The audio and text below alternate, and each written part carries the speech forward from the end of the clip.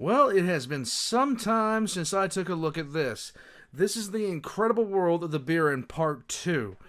Now, in the first part of this, which we watched months ago, I was introduced to the Birrin, and the Birrin are basically a hypothetical race. The level of thought process that went into them was incredible. And Curious Archive did a good job of explaining them to us and essentially how that society functions. Now we're in for part 2 of this. Guys, if this is something that interests you, I love hypotheticals of any sort. Alternate History Hub is one of my favorite channels for this reason. There are so many cool things that you could, like, these thought experiences just blow my mind. I love them. If this is something that interests you, Curious Archive is the place to go for that kind of stuff. I'm going to have their links in the description down below. Subscribe to me, subscribe to them. But subscribe to me too, because good God, I see how many of you haven't. And like I said, it hurts my soul. So, with all that being said, let's jump into part 2 of the incredible world of the Birrin. Here we go. Welcome back to Curious Archive. This video is the second part of a 2-part series exploring the incredible speculative alien world of the Birrin. So check out part 1 if Birrin, I'm an idiot. You guys know this. you haven't already. The world of the Birrin was first realized by Alex Reese, an exceptional designer and world builder who worked on the video game Subnautica, among other things. And I have links to where you can follow and support him in this video's description. In part 1, we broke down the biology and early history of the Birrin, a 6-limbed sentient alien race at the center of this fictional world. But there's still a lot to cover, which is why, in this entry into the archive, we'll be chronicling the next several thousand eons of Birrin history, following their incredible arc into the far future. Well, let's go. So let's get started.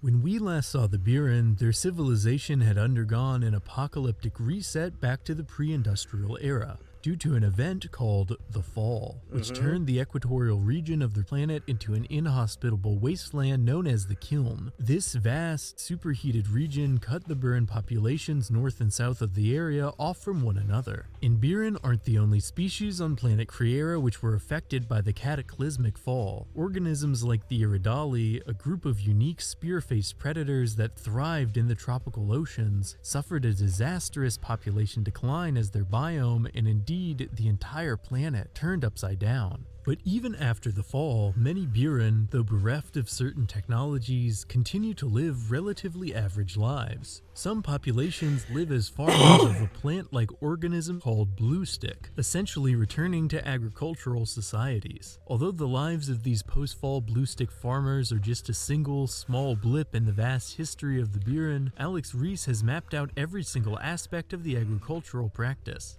You see, here's the thing. This is what drives me crazy about this, and the reason I like it so much.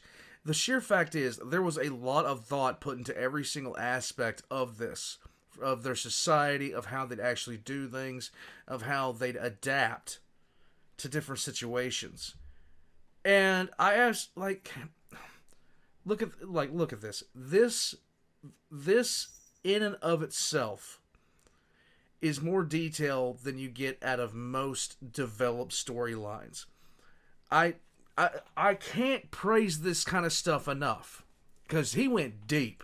Making his fictional world feel all the more palpable. This diagram showcases in detail how Birrin bluestick agriculture works. The bluestick grows best alongside channels of brackish water, hence the design you see before you. Okay. Interestingly, the bluestick can't photosynthesize, but grows symbiotically with a red-tinted organism called raftreed to produce energy. Indeed, most of the plants on planet Creera are composites. Here you can see the life cycle of the strange tree-within-a-tree organisms that dot the landscape of bluestick farms. Once again, the level of detail here is impressive. The bluestick plants are preyed upon by the glassworms, a group of small translucent pests. These creatures have evolved a specialized hierarchy and can be divided into queens, soldiers, and workers, much like the complex social structures of ants here on Earth. The glassworms are in turn preyed upon by the chattertails, which are greatly valued by Birrin bluestick farmers thanks to their natural pest control capability. And who wouldn't want one of these as a pet? Seriously, look at this. Their alarming-looking mouths are in fact folded forelimbs used to ensnare prey. When the time is right, these sharp limbs snap forward and ensnare the unlucky glassworms, keeping the blue stick crop safe from harm. Elsewhere on the blue stick farm, we have the thoroughly detailed blue stick mill, a manufacturing structure that uses a large wind turbine to power a mortar. The technology here is based on pre-fall designs, showing that Birrin civilization isn't quite starting from square one. The Okay, blue stick good. mill grinds the raw crops into a concentrated gel. This process blue stick is profitable for its medicinal, industrial, and chemical uses, especially now that older industries have all but collapsed.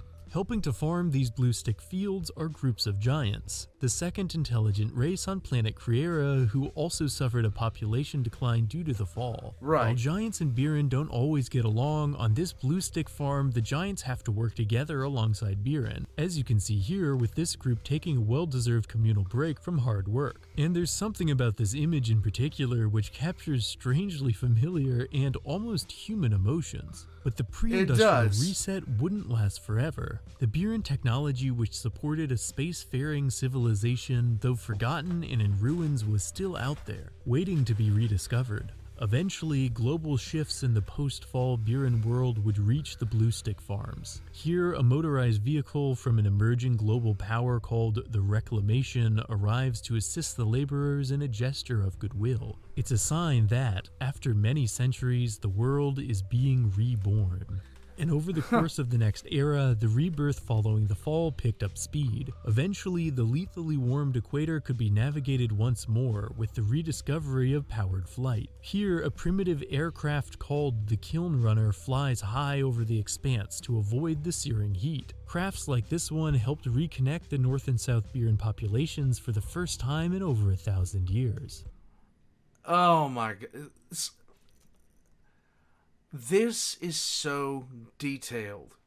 In this next image, you can observe two Birrin scaling the first mountains, one of the few places on the planet that still possesses frigid temperatures. These explorers are another sign that, long after the fall, the world is finally starting to reconnect. One detail I especially like is their unique suits come with mouth-operated multi-tools, which makes sense since the Birrin often use their beaks as well as their front limbs when manipulating objects. In another scene showing the Birrin society making impressive strides towards a more technologically advanced civilization, here a reclamation heavy lift delivers a wind turbine to the Birrin of a river valley. This image shows that long-forgotten technology is spreading across the planet once more, and the distant populations are reconnecting with each other. Like any movement, however, the so-called reclamation is complicated. Many parts of the faction are more interested in empire building than helping to rebuild. Okay. What is that thing smoking a cigarette? That's the question I want answered, like, now.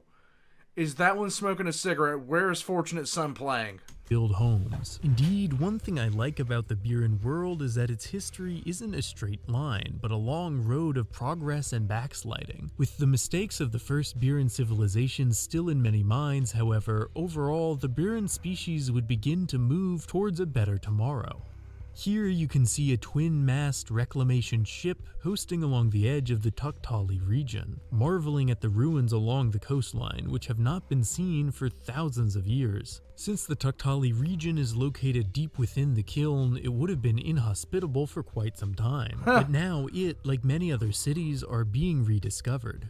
By now, Birrin society is at last entering a second age of scientific advancement. Soon, more egalitarian reclamation efforts would emerge on both sides of the kiln. Here, a Birrin plane-like vehicle called the Cresting Wave begins to make its ascent in front of a sustainable, gleaming city, showing that the gloom of the fall is truly lifting. Even more striking, in this image you can see the Birrin rediscover rocket technology through reverse engineering ancient pre-fall designs. These rockets aren't as effective as the old ones, but advancements would continue throughout the next several centuries, as Birrin technology ultimately advanced even beyond that of their predecessors. See, this is what I'm talking about with this. There's so much detail, there's so much attention paid. I want whatever was written about this because I'd love to read it. just to see it, just to actually see the amount of world building and patience that went into building up this place. Um, just the amount of absolute world building that had to go into place. Because it's very difficult to see things outside of a human centric mindset in a lot of ways. It's very difficult. And he did it. And I'm impressed.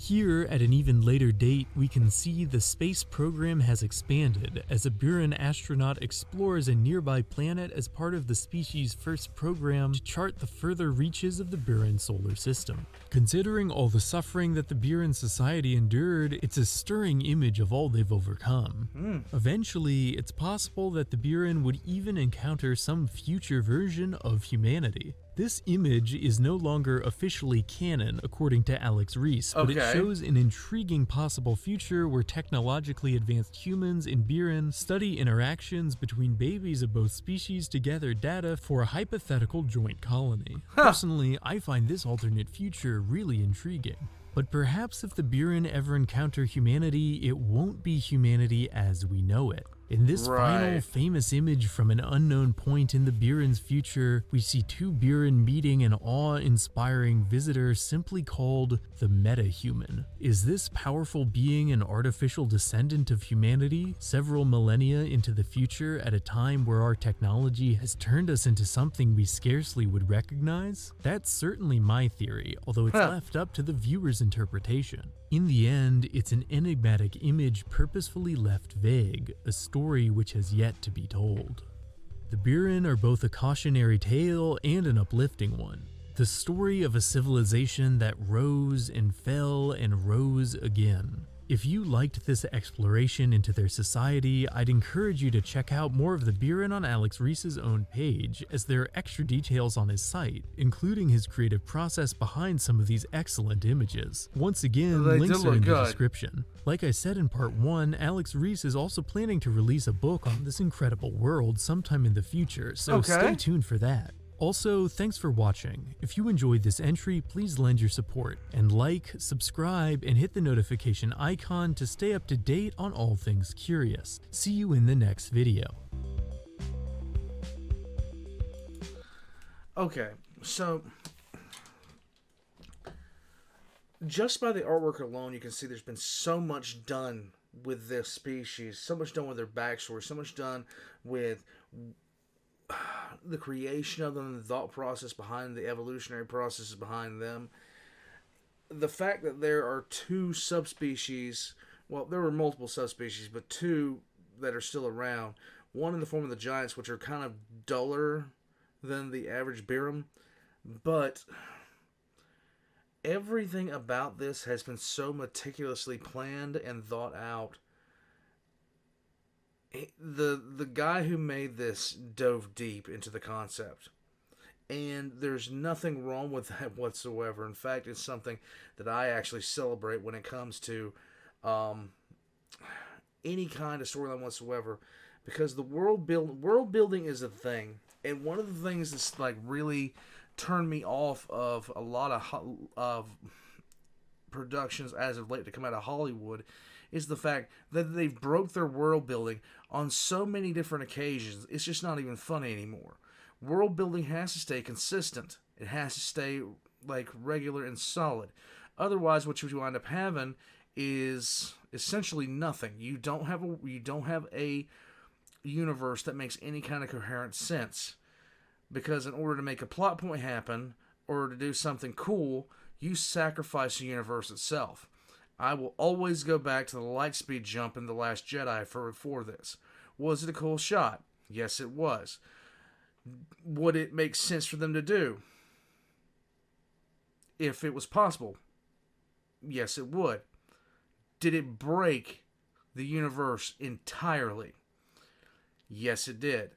Because if you can do that, what stops you from loading up a droid onto an X-wing and hitting and punching light speed?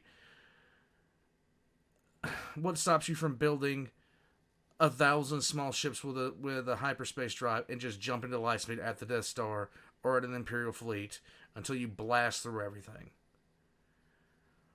that is the importance of world building and sticking to that universe that you have created. Guys, this was honestly something that I never saw coming when I first saw this, and I was blown away by it the first time I ever watched something on the Birrin. And all I can do is tell you guys that this is something that, if you're a fan of world building and you want to learn how to world build more, this is something you should pay attention to, because so much thought was put into this.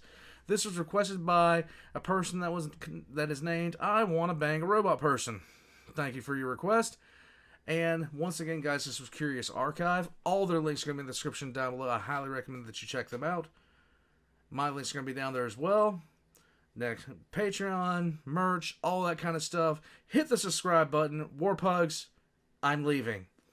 I am going off now to the land of milk and honey, where I will probably, I don't know what I'm going to do. Until then, though, I'll catch you guys next time. God, it makes you feel bad as a writer just looking at how much stuff this guy threw into this.